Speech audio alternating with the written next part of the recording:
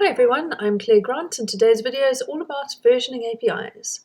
I think there's plenty of information out there on why versioning is important and what it should cover, so I'm not going to spend a huge amount of time going over the theory. I think it's much more helpful to see what happens when we don't have a good versioning plan in place and the steps we can go through to build out our ideal versioning system. I will give a very brief intro into the why we version, the types of changes that could require versioning, and what would be our ideal goals for setting up a versioning system for our APIs. Then we start with a simple example of how as our code grows, when we need to support multiple versions, it can quickly become quite unmaintainable. And then we'll dive into creating our versioning prototype. I'm going to be building it using the Serverless framework for AWS Lambdas written in Typescript. You don't really have to worry about the language or the framework to follow through with this. It's really just the concepts that are important here, and you should be able to easily translate that into whatever language you choose. And then we'll test our versioning system out with lots of scenarios and make sure it ticks all the boxes that we set out in our goals. So I hope you enjoy this practical code concepts exploration session. So why do we need versioning in our APIs? We need to manage breaking changes and handle backward compatibility. So when we say breaking changes, what are breaking changes?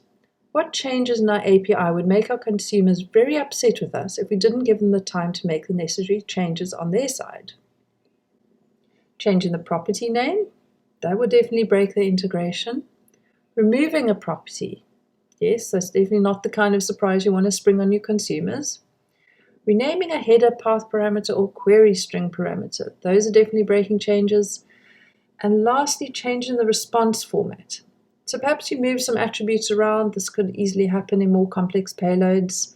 We had content embedded in another property and then you decide to move it up a level. Adding a new property technically shouldn't fall into this. It shouldn't be a breaking change. But if you were to position your new attribute in the middle of your payload as opposed to at the bottom, that could be a problem.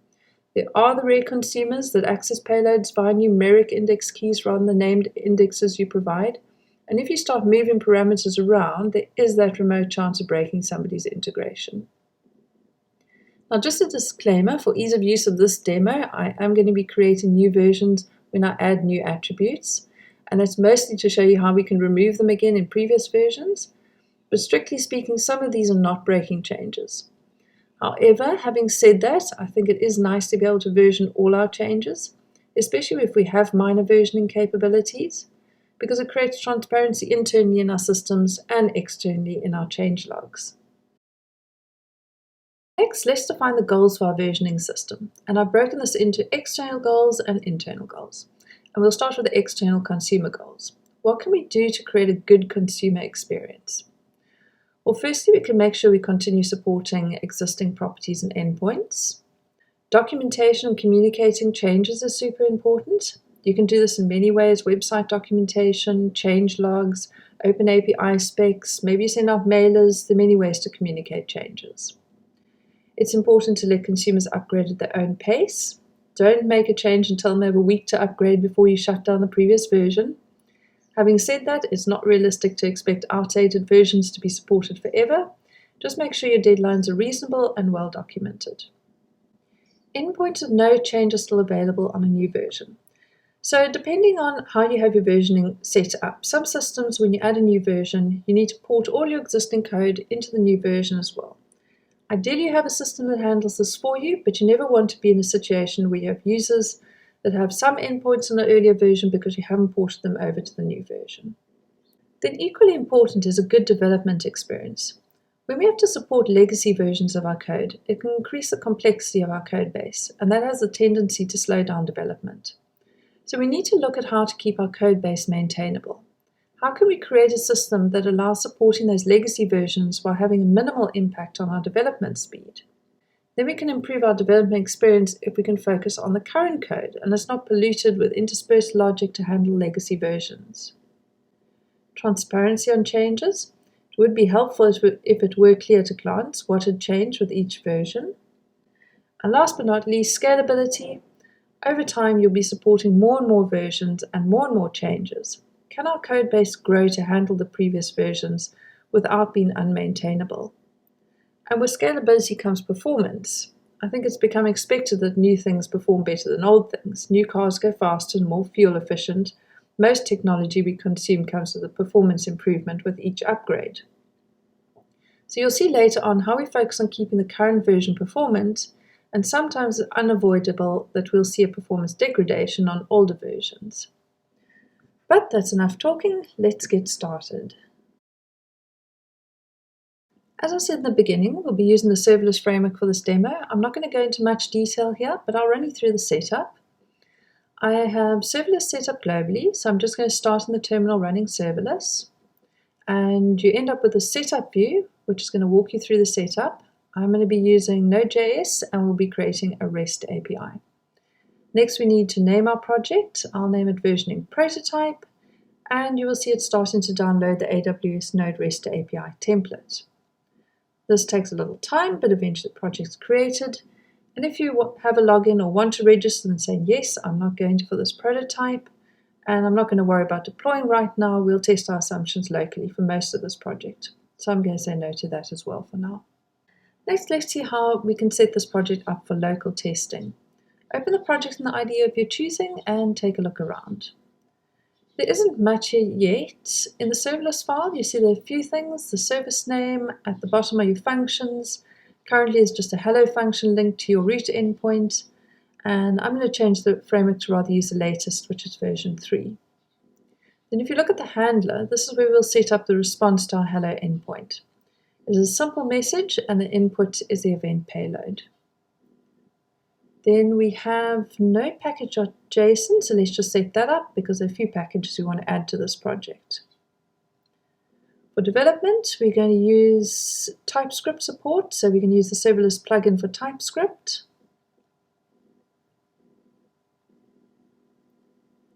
And then we are going to use the serverless offline package to simulate AWS Lambda and the AWS API gateway locally. Then in order to use these plugins, we need to add them to your serverless.yaml file.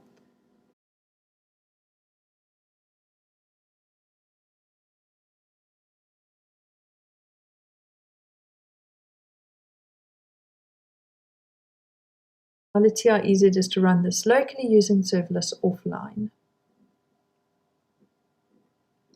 And you will see it has spun up successfully and it shows us the available endpoints. Let's test one using Postman.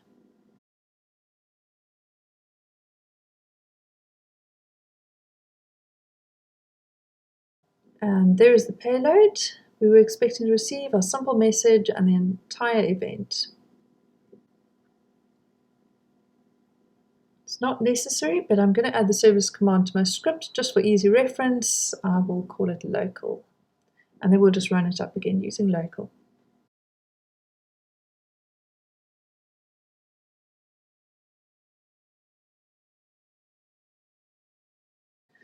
I want to do a small restructure just to keep some of the logic separate. I'm going to create a functions directory to group together all our functions, and then I'm going to create a hello directory and just move that hello handler into it.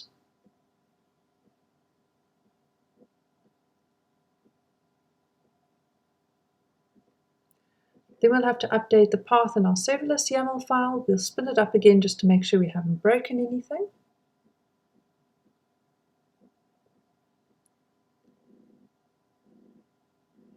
Okay, great, still looks the same.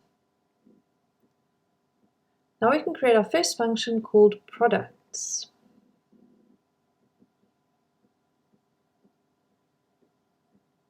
I'm not going to do anything with it just yet, we're just setting up the base, so we'll just replicate hello and replace it with products.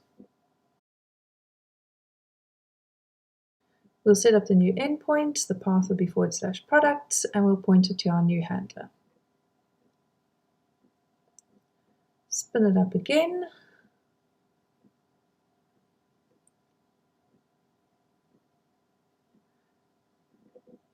And you'll see we have a new endpoint, dev products. Test that out in Postman.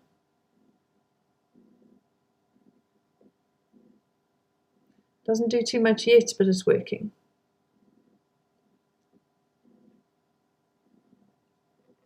And I'm just going to pop back and just strip out the event. We don't want that in our payload. So to give us a roadmap going forward, I've mapped out the versions we're looking to build and what we're hoping to achieve with our versioning system. Okay, I did go a little overboard. The chances that you will go through 8 versions in 7 months is highly unlikely. So this is a very exaggerated example, but we should get an idea of how scalable our versioning system is if it can handle this many versions in a short space of time. If you look down the side, the dates are version names. I personally like the date-based versions because they allow us to be more flexible in making many changes.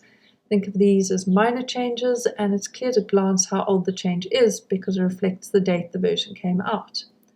We could also have a major version, but that should only be necessary if we decide to do a complete rewrite of our APIs, which hopefully we can avoid. So what we're going to do is we'll start out with no versioning system at all in the initial January version. By the time we move on to February and need to add a new attribute, you will see the reason behind why we might start looking into a versioning system.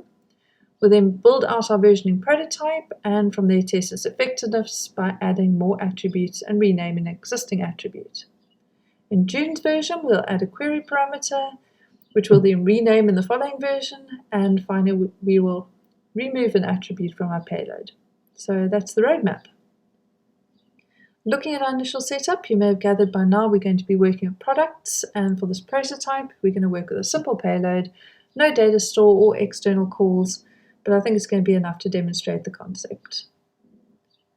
So let's pretend it's January and let's start with our first version. We'll start by setting up our first products. We're going to create a products file to store our products payload. And let's think about what product data we might want to send through in our payload. Definitely name. Let's make it a burger. We'll start with a description. That would be helpful.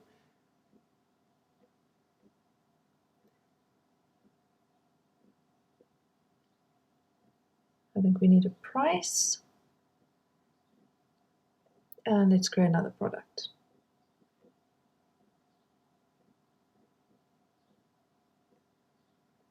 Make it a steak. Then the handler will pull the product payload in, making sure to import it.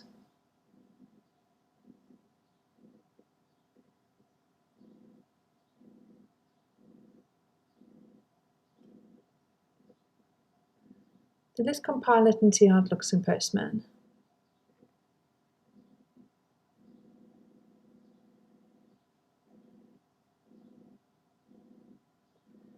Not bad, but we don't want it so deeply embedded, so let's remove the product attribute and just return the items. And test again in Postman. Okay, that's looking better. That was simple enough, but now let's say we want to add a new attribute, let's say on special. But we have external clients consuming this API and we don't want to break the implementation, so we have to think about how we version this.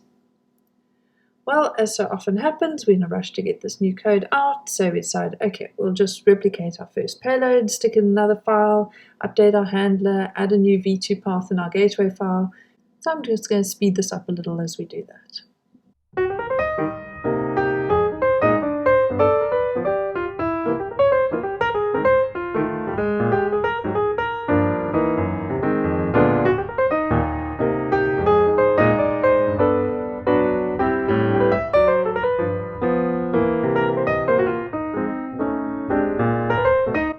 Spin it up locally again and test in Postman.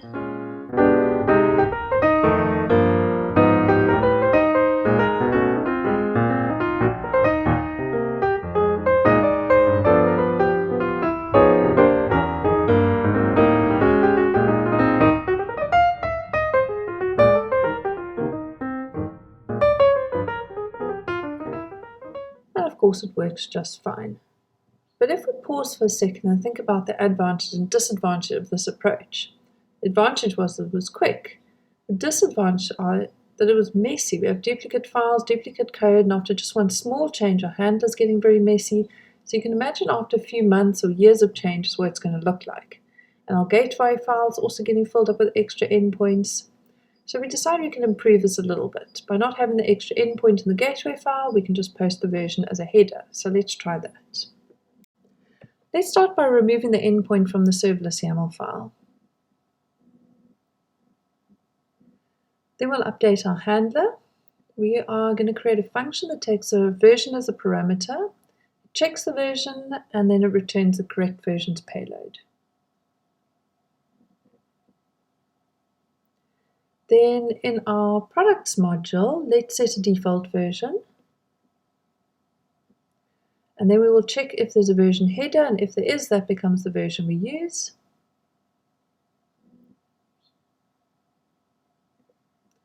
And then let's get our products based on the header or that default version. We'll compile that back into Postman. Let's test if it's still working. And let's put in our new version header. So January, that doesn't have an on special. And February, we do have on special. Looks good. So we were able to make some small optimizations. So let's have a quick recap against our goals and see what we have gained. The advantages are that the serverless YAML file is back to the way it was and much simpler. And the handle file is splitting logic better. Disadvantages are, it still feels a bit ugly. We have a file for each version. Regardless of how we name the file, it's not always going to be obvious which is the latest version. And if we look back at our original goals, this doesn't look like a code base is kept clean. It's not going to scale well, and it's not going to be easy to maintain, which in turn will affect productivity in the future. So let's see if we can build a versioning system that really plays to that point about having a good development experience. However, just before we do that, I'm going to quickly create one more stores endpoint, just so we have a little more complexity to work with, because your API will never have just a single endpoint.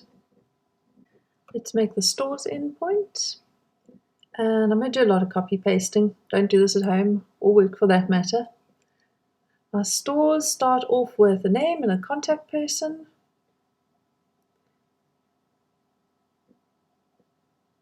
And we're going to create a new stores endpoint, and we're going to test it in Postman. Here's our new stores endpoint.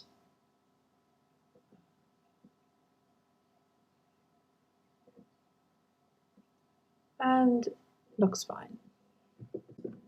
So the first concept of our versioning system we're going to cover is mutations. It sounds like we're going to do something horrible to our data, but we're going to try not to mutilate our data, we're just going to mutate it.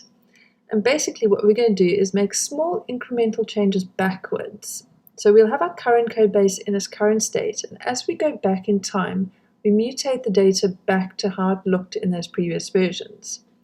And this might be difficult to visualize right now, but don't worry, we're going to go through a ton of mutations and you'll get to see exactly how the data changes as we travel back in time. So let's start creating our first mutations file, and this is what it's going to look like. We're going to create a new class, product mutations.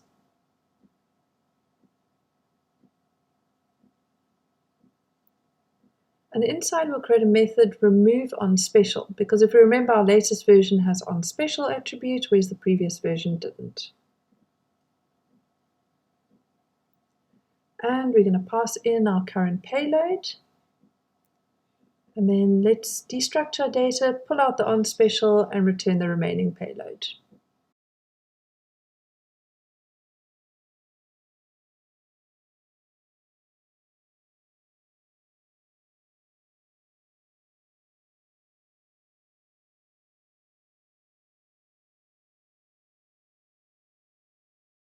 Right, next we can go back into our handler, and where we had our previous data, we're going to swap it out with our mutation, and we're going to pass in the latest payload. That was our v2, and let's see how that works.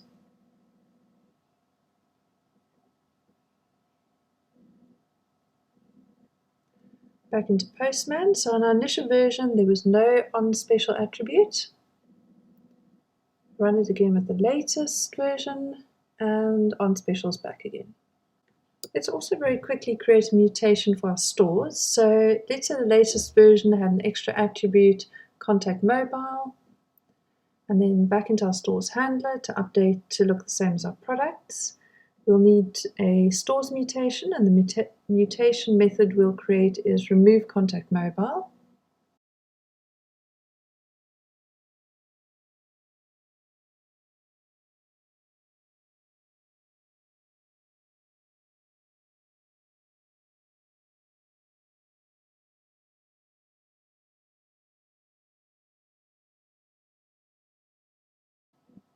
Let's add the store mutation class and add the remove contact mobile method.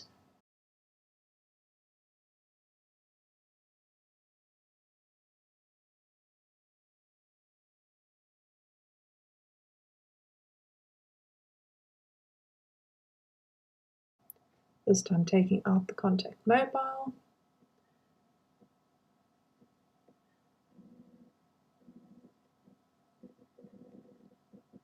Then let's just copy that last bit of logic with our versioning header check.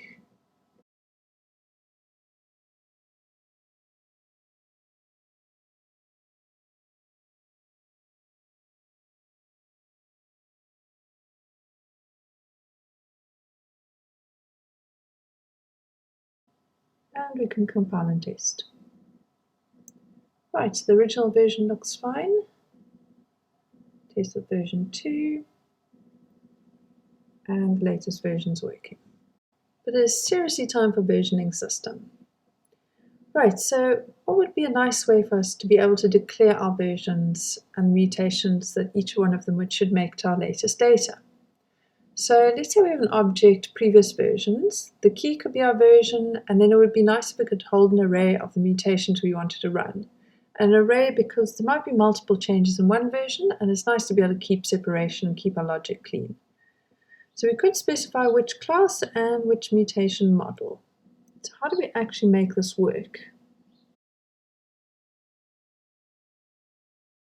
Let's create a new directory, versioning, and inside it we are going to put a mutations map because we're going to need a way of initializing our mutations dynamically. And let's say for now we need mutations for both our stores and our products. I'm going to do both just to illustrate how we could include multiple mutation classes. And then we are going to create our dynamic class function, and we're going to pass two properties into that. We're going to have a mutation, so that's going to be the string that contains both the mutation class name and the mutation method name. And then we're going to have data. That allows us to pass in both the query body as well as any additional props. And I'm doing that because not just the data might change, you might also change or add query string parameters.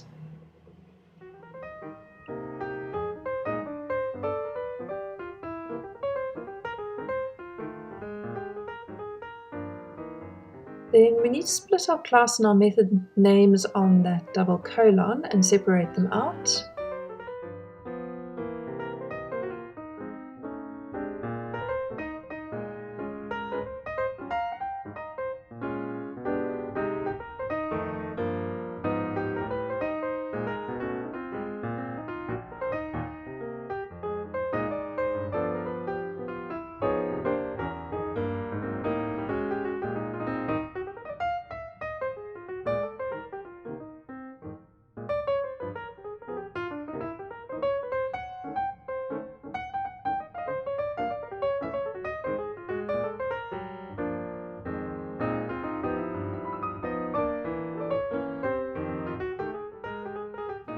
And then we should actually make sure the method actually exists, otherwise we should throw an error.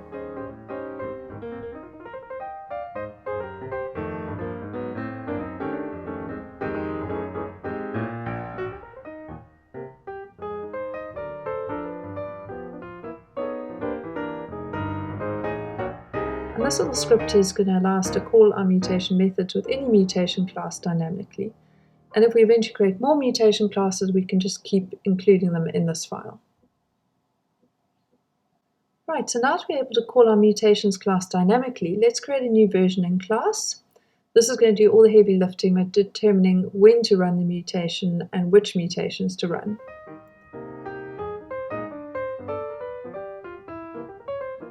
Let's pass in our version.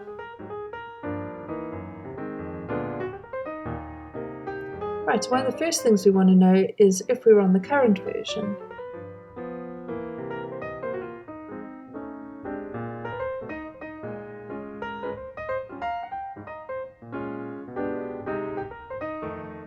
And I think what I'm going to do at this point is just create a config file for this. So probably in the long term you'd want to create a database to store your versions and be able to tell which is the latest and which versions are valid, and maybe have a link between your clients and which versions they're using, but we won't get into that now. Let's just create a config.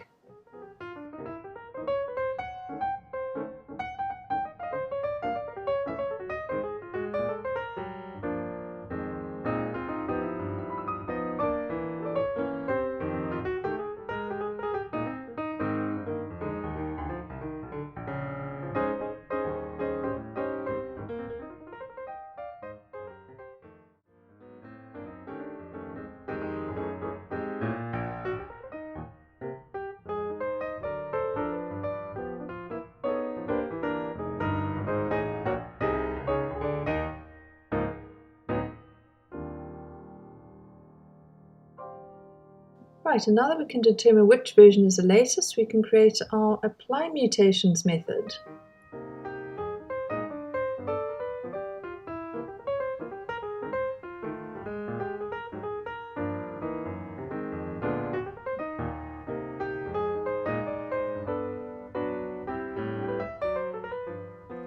And that's going to take our version mutations as the parameter, as well as our data, which is our current payload body, and any additional parameters.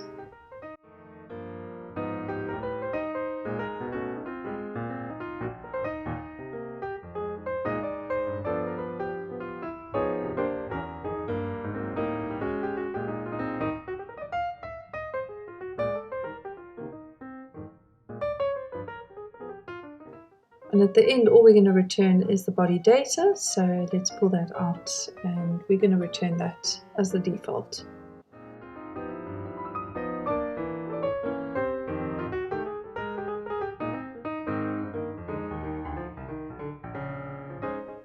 Next, we use a function that determines if we're on the current version to wrap the following logic so that we can just return if it is the current version.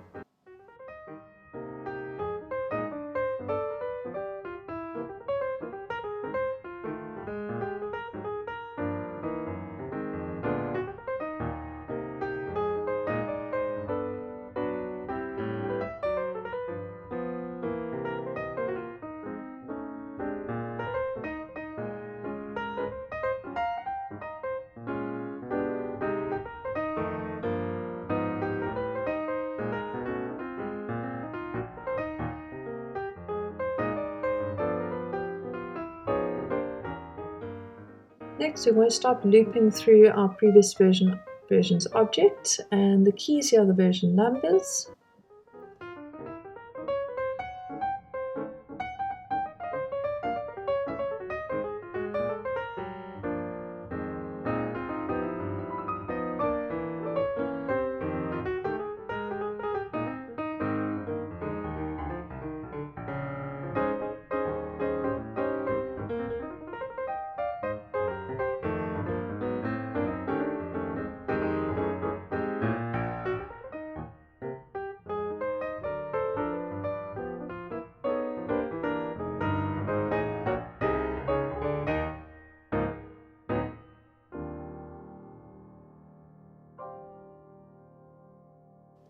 Then we don't want to apply versions less than the one being specified. So, for example, if we specify that we want March's version, we don't want to apply mutations before March. So we don't want to go all the way back to when the data was at any point in January or February. So let's put a check in for that. And that's why we're going to use every instead of for each, so that we can just exit that loop at this point. And now we loop through the mutations for the version. We're allowing for multiple mutations for each version because this, as we said, allows us to keep the code clean and separate out each mutation step.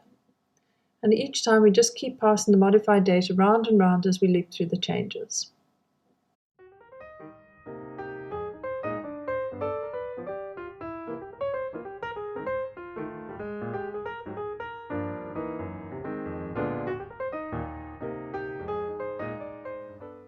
We're also going to make sure that dynamic class and method we're calling actually exists. If at any point there was a problem, we log the error and return the data at this point. You'll want to modify this depending on how you want your API to handle this scenario. However, because you're the one creating these classes and methods, this technically should never happen, especially if you have tests to pick this up before deploying.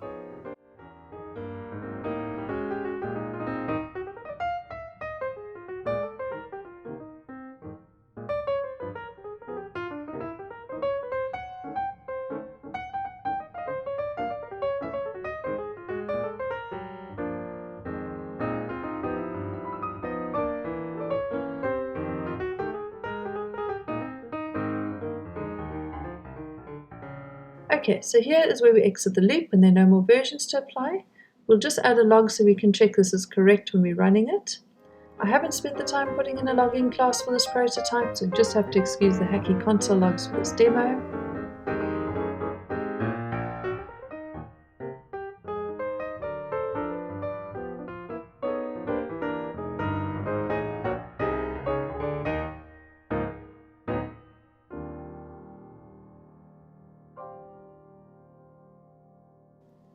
And the final piece is to return the original data if it was the current version, or to return the latest state of the mutated data. Let's make some final changes to our handler.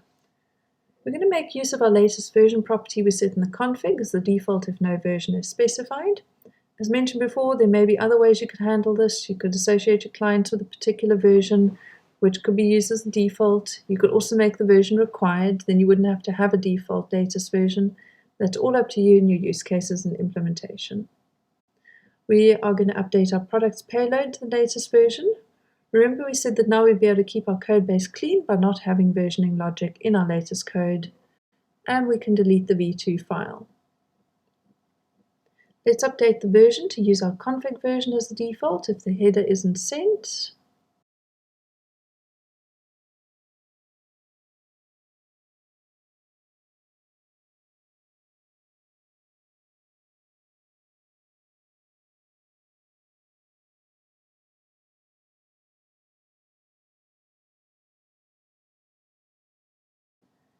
We're also going to check for any query string parameters, which we can also pass through.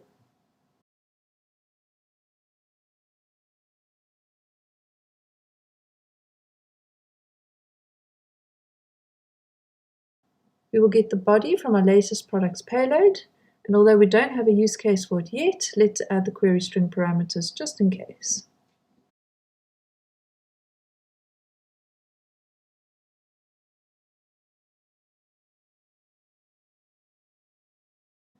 And let's say that for now the default products are takeout items.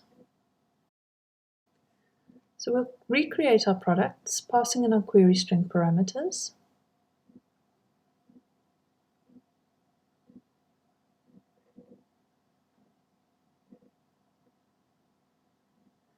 We're not actually using the parameters yet, so let's just put in a to-do note for that. And our default would be just to return the takeout items. And now at last we can apply our actual versioning. This is when we pass in those previous versions we had set, and we pass in our product's body and the query string parameters.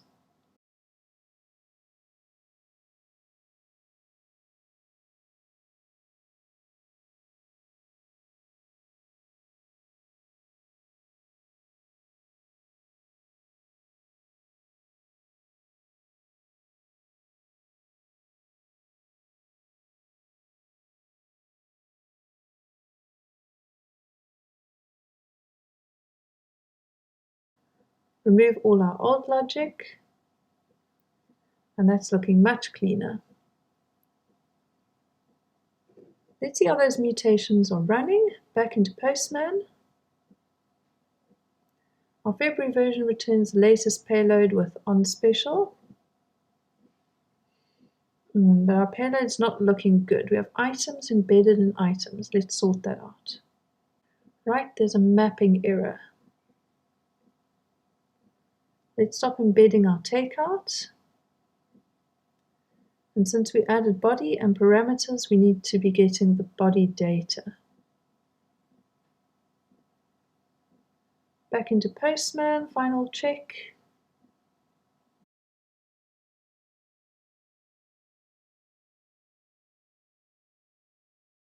And looking much better. So March rolls round and it's decided that we need the sale price. And as we had sale price, it's decided that now we should rather name on special to on sale. Now that we have our versioning strategy set up, this should be quite simple. We'll start by updating our product's payload with the changes we want to make. Let's rename on special to on sale, and let's add sale price. The first product isn't on sale, so we'll just add a null value to the sale price. The second product is on sale, so that's true, and we'll make the sale price 110.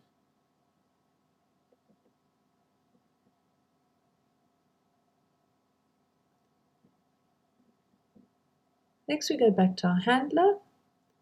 In our handler, let's add the previous version, which is February.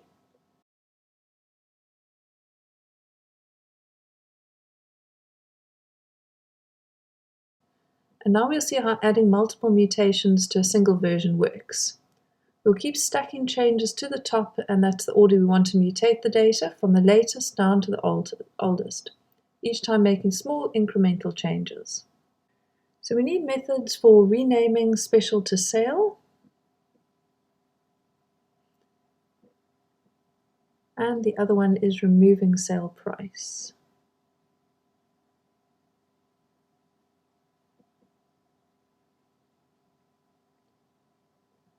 And lastly, we'll go to our product mutations and create those methods that manipulate the payload back to the previous versions.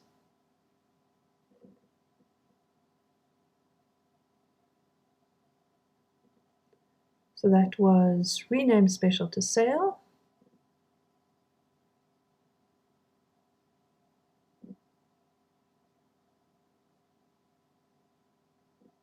and remove sale price.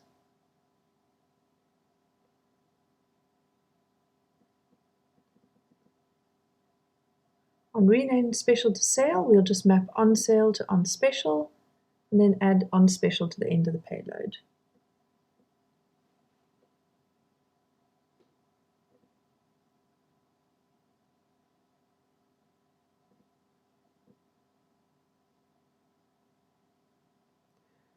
For remove sale price, we're just going to destructure the payload to take the sale price out and return everything else.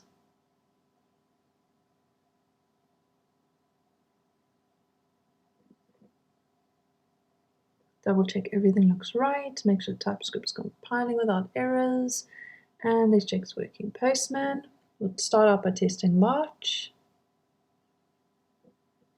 making sure on sale and sale price are in our payload. Then we'll check backward compatibility and check February, which is correctly just as on special, and then back to our original version in January. Looks like we have a bug again because January still has on special. We need to go back and see what part of our versioning is broken. Right, so in our logs, it looks like we're only running one of our mutations. It's not running the second one, so something is not looping correctly in our versioning method. Yep, silly me, we were using every, which means we need to return true to keep it looping. Compile again, back to Postman. Great, looks much better. Okay, let's just double check our fix hasn't broken anything else. Let's just hop back into the code, double check our logs.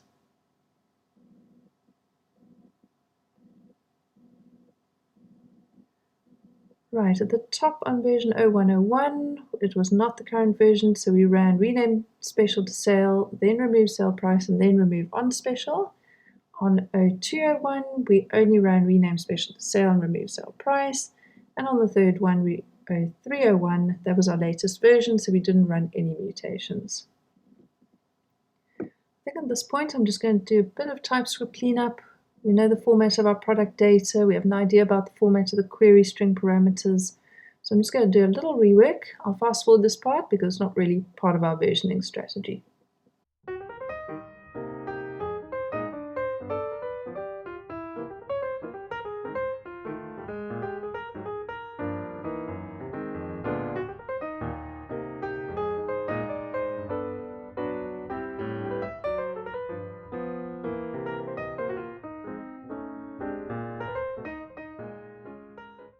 Now we're seeing some type errors, so just do a little more cleanup.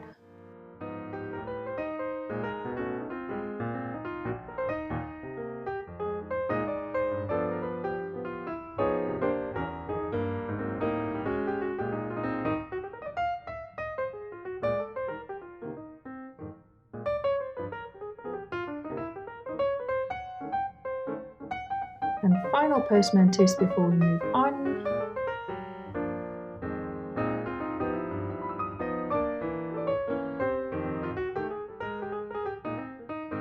Great, that's it for March.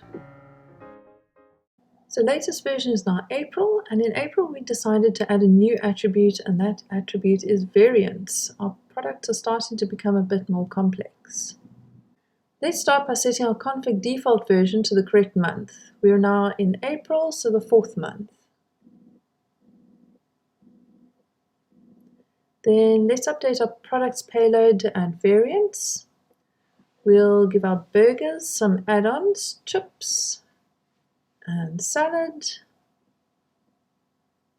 Then some sauces would be nice. We can do a pepper sauce and a tomato sauce. And how about a cream sauce? And steak will probably come with some options. We want our users to be able to select how well they want their steak. So rare, medium, and well done. And let's say we have the same range of sauces for our steak.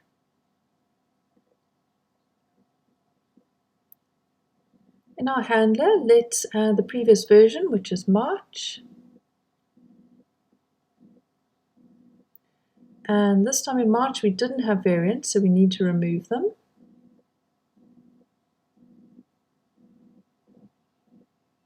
We'll just call that remove variants. And lastly, let's create the mutation method, manipulates the payload and removes the variants.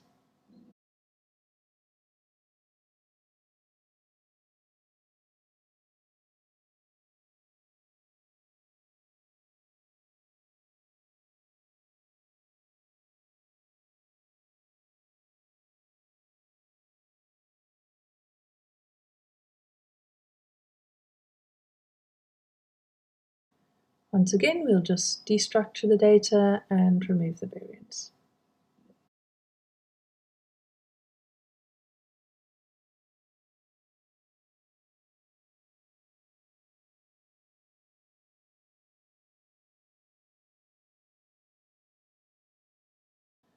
Right, and our TypeScript's complaining, and yes, we haven't added variants to our product items yet.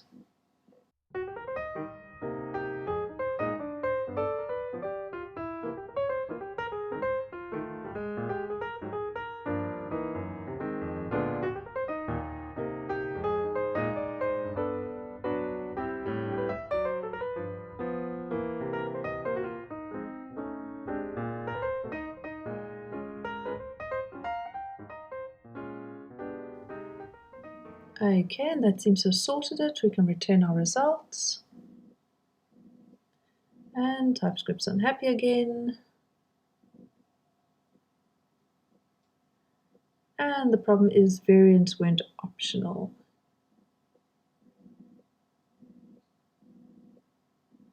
Okay, so it's properly fixed this time and it's compiling without any issues. So back into Postman, let's check if April has its new variants. Looks good.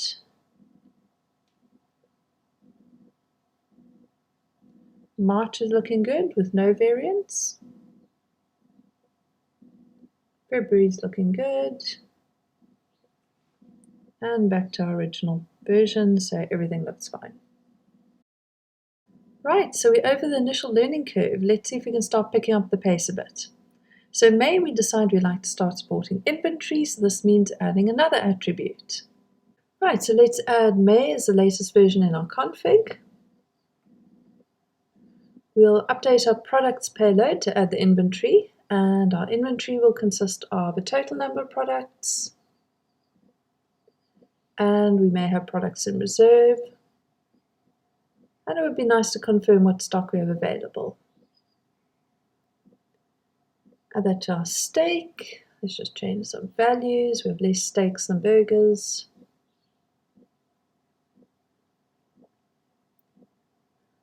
Let's add our typings for inventory.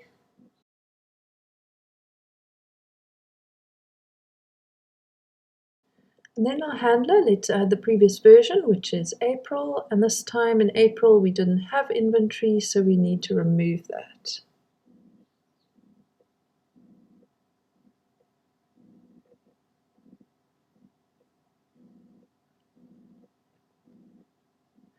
And lastly, let's create the mutation method that manipulates the payload back to when there was no inventory.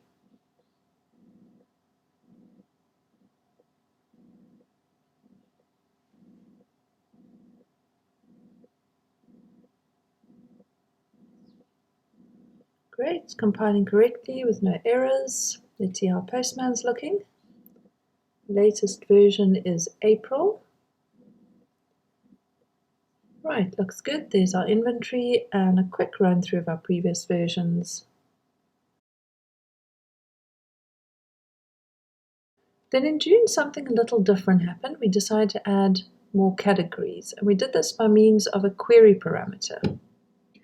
So we know the drill by now. Update our config with the latest version, 0601.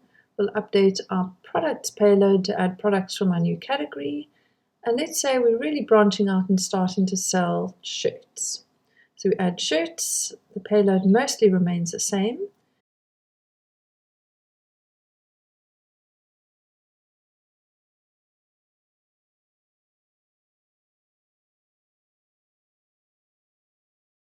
We can update some of the values more applicable to shirts. Shirts will have sizes, so instead of add-ons, we'll have small, medium, and large. And shirts definitely don't have sources, so we'll swap that out with colors instead. And our frontend can make use of hex color values, so we'll add those. Let's change up our inventory.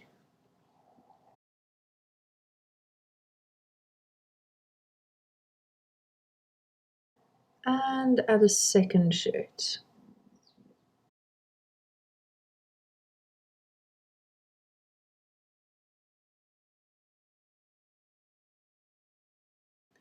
Then this part we left to do. Now we can start working with our first query parameter, which is cat for category.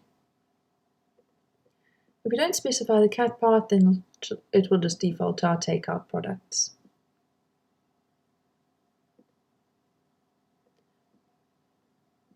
And we're okay with all versions being able to support this category, so we don't add any mutations for this in our handler. What we will do is just add a placeholder for the last version. I'm doing this just for clarity, but you definitely don't need to do this every time a version is added, but no changes made to the specific endpoint. Right, we'll test this in Postman as usual.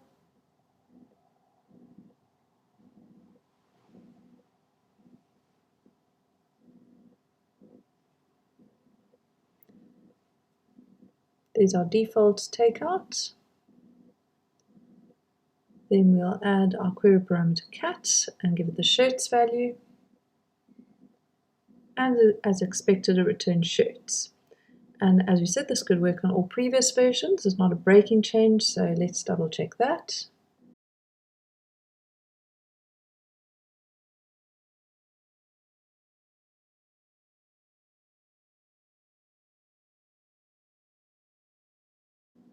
And as final proof, we'll check our takeout again.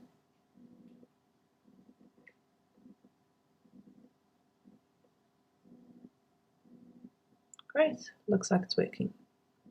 However, 6 months later, the boss's cat dies, and seeing cat in that endpoint all the time makes him so sad that he says we must change it to department. So this means that we will rename that query parameter for that version halfway through June, while still allowing previous versions to use cat. Let's set the latest version to 0615 in our config.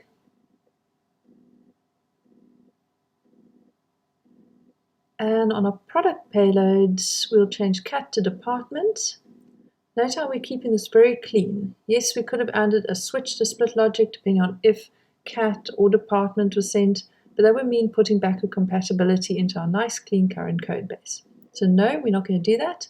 This code says absolutely clean, it's only aware of the latest state of the code. We have a bit more clarity on the types of our parameters, so we can clean that up a bit. Once again, back in our handler, we'll add the new backward compatible version mutation to support cat in older versions, starting at 0601, and let's call it support cat param.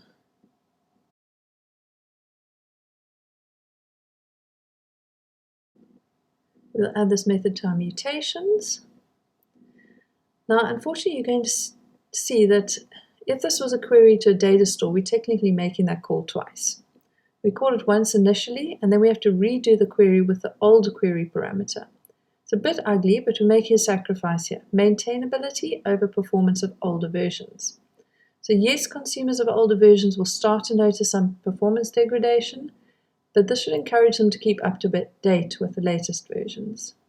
We start by saying if there are parameters and the parameters contain cat, then what we're going to do is change cat to department. Because the first time we ran this query, it would just return the default values because it doesn't recognize cat as a query parameter anymore.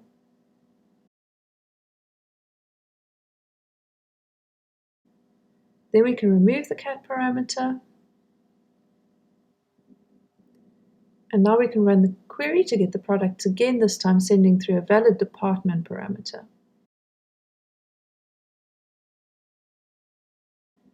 Okay, so we're getting a type error here. Okay, yes, I haven't returned the default, which is the original data if cat wasn't specified, and that seems to be compiling fine.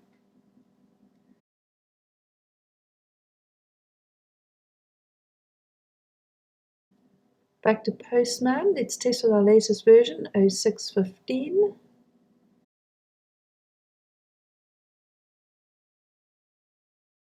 This version ignores cat. Probably the more correct way of handling this would be to return an error, but we'll move on for now. If we go back to previous versions, cat works fine.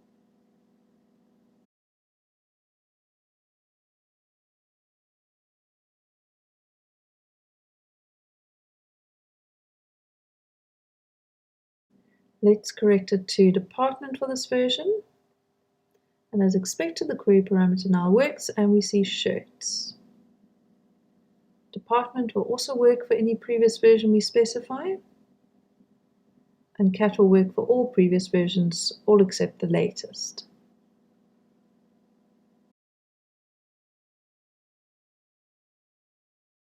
Let's cover one last type of change, which is removing an attribute. This will be our final verification that our prototype is a viable solution for versioning.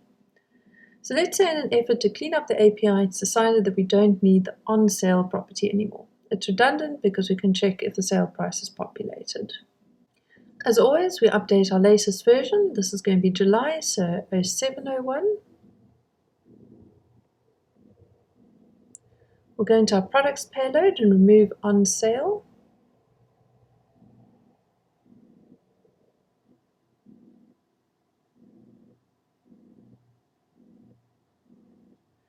In our handler, the previous version was 15th of June, so we'll add the migration to backdate to that and add our on sale property back in.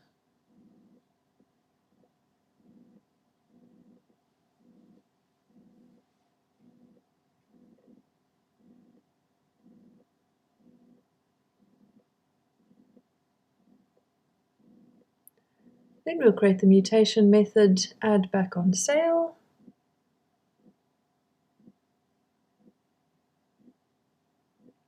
And I'm going to do a bit more destructuring here so we can get the on sale attribute back into the same position it was in before.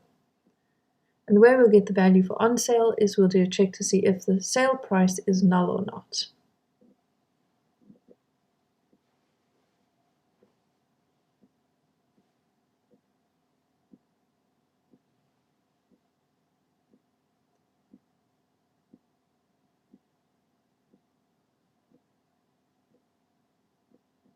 Okay, that looks fine.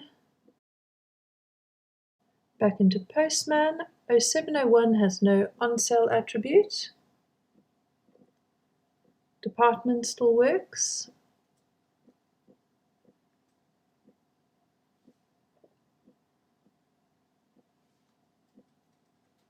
Our June version has on sale back in again.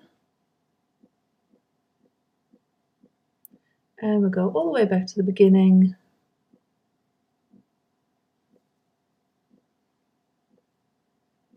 And everything looks good.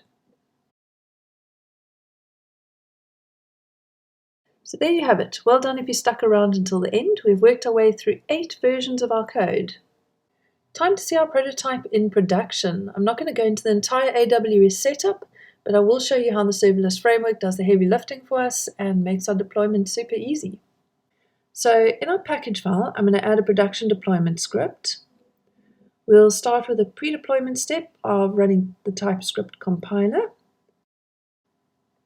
Then SLS deploy is a command we will use to deploy to production, and basically what this command does is it generates a package from our application and then deploys your entire service via CloudFormation. There are lots of options, but we are just going to go with the simplest deployment, and we are only going to use the stage, which we'll set to production. And then once we're done, we will tear it all down again. Since it isn't a secured endpoint, we're not going to leave it up and running when we finish with our testing. And serverless is a command for this too, SLS remove. Right, so let's deploy to production.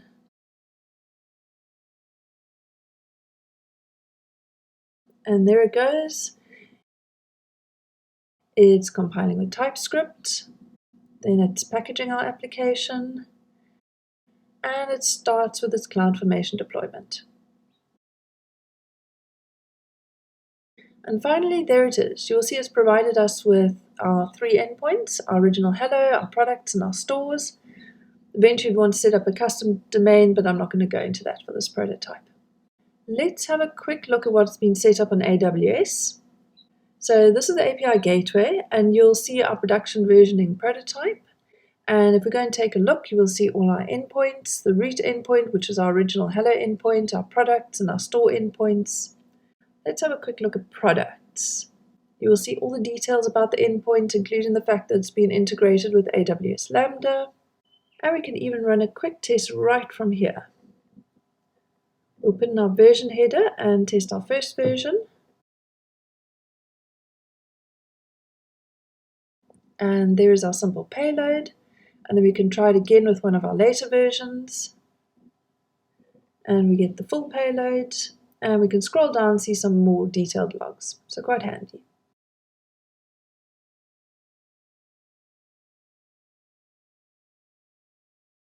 Next we can look at our actual functions. So you will see it's deployed 3 functions. Let's take a look at our products function. There is our link to API gateway. And there is our code. Don't always expect to see this, especially on larger projects.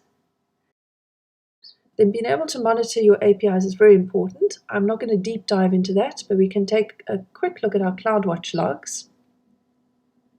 Let's open up one of those log streams. And there are all our console logs, which is another reason why in production you would set up proper logging with log levels and not use console logs.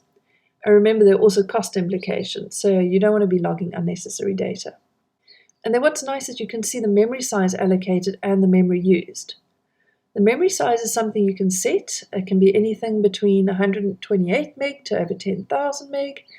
And in this case, since we're only using 56, we could rather set the memory size to 128 meg. But remember, there's always a trade-off, so you can test out some different memory settings.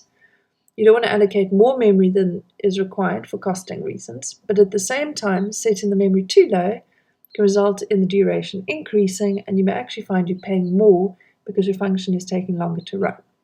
Right, so our final test, let's try out those production endpoints in Postman. Let's test our products. We'll start with our default no version set, and it returns the latest version's payload. Let's try out our earlier version.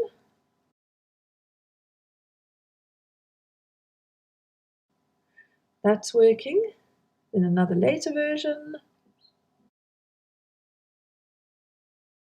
And that looks fine. And our department query string parameter.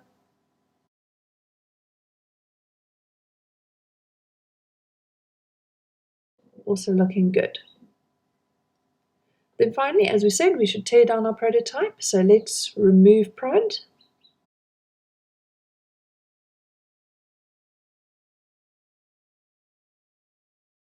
And you'll see it's cleaned up everything. You can even check back in AWS.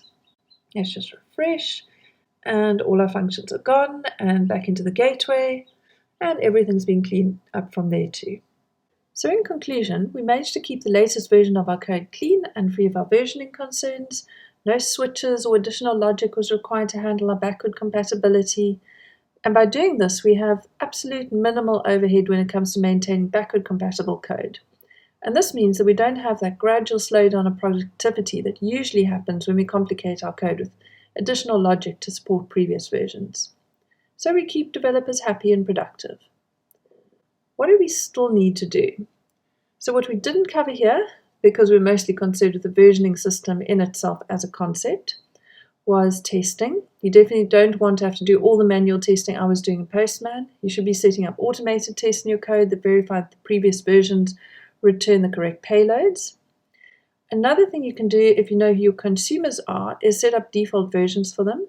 So in other words, in a multi-user or multi-tenanted system, you would assign those users and tenants a default version, usually the current version at the time of signing up, and this means that they can make API calls without sending the version in the header, and you'll be able to determine which version to use for that particular consumer. Of course, they can still send a version in the header, and that will override the default. So there could be mixing and matching with some endpoints in one version and some in another. This is always helpful when upgrading, to be able to do it gradually and in steps and not break everything all at once. And last but not least is documentation. Apart from documenting all your API endpoints, their attributes and responses, you should also have a clear changelog. This makes it easy for the consumer to know what has changed in a particular version. This is obviously very helpful to them when upgrading and making a decision as to whether or not they can upgrade. And that's it, folks. Have fun with this. Try out some more scenarios. Can you extend your versioning into your error responses? Can you extend it to include versioning in either headers or path parameters? Of course, there will be limitations. At that point, we usually up the version in our path parameter to a new major version. Maybe you have to rewrite your whole code base. But let's see how far our little versioning prototype takes us.